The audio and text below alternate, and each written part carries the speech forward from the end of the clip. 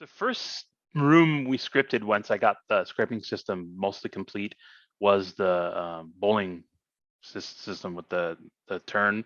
I forget the name of that room. Um, where the Chozo statue picks you up and throws you in through the thing. Oh, Uh, yes. Yep. yeah, and that was one of the rooms one of the early designers came up. One of the first designs came up with because they wanted this concept of the statue pushing bowling you. Um, and so because we had a bunch of room designs on paper at that point, that they had spec'd out. So I picked that one because that one's like, that one looks really hard. Let's do that one first. Because we can pull that off, then we can do the other ones. Yeah. And so I spent probably a month getting that Wow. room working. Just because it showed me the limitations of the scripting system. And what's funny is the scripting system, you're placing these objects. So like, you know, the trigger for you when you drop into the hands of the statue, there's a trigger there that activates when you're a morph ball form, and then he grabs it, and then that sends a message to the object controller to start the animation of you bowling, and then that sends a message to hook you up to a spline to move you down, and then when you're released, there's another object that gives you an impulse.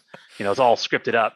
So when I finished scripting that room and had it all, and that room has the 3 bomb slots up top. There's a lot of stuff going on in there. There was like 300 objects in that room. So if you load it in the editor, it was just a sea of objects. And it was like, this is kind of getting untenable. So I approached the tools guys and said, hey, can we do some sort of like Photoshop layer system? And they said, sure. And so we implemented the ability to place objects on different layers, and you can toggle them on and off.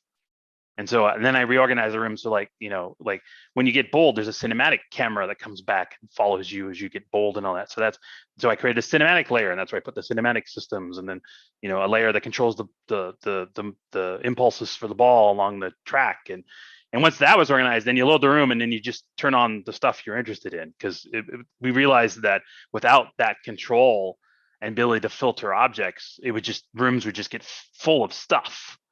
Right, because you have so many objects.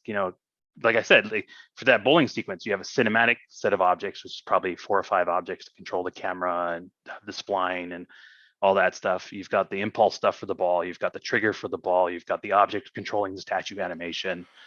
Right. You've got object, and then and when you go up top and you bomb the slots, that rotates the centerpiece to I think there's 3 positions. And so when you bomb that, it sends a message to the object controller, which then tells another object, rotate this object 90 degrees over this period of time. Right. So, and you can just imagine it's just a crazy amount of objects. And why it took me a month to build that room.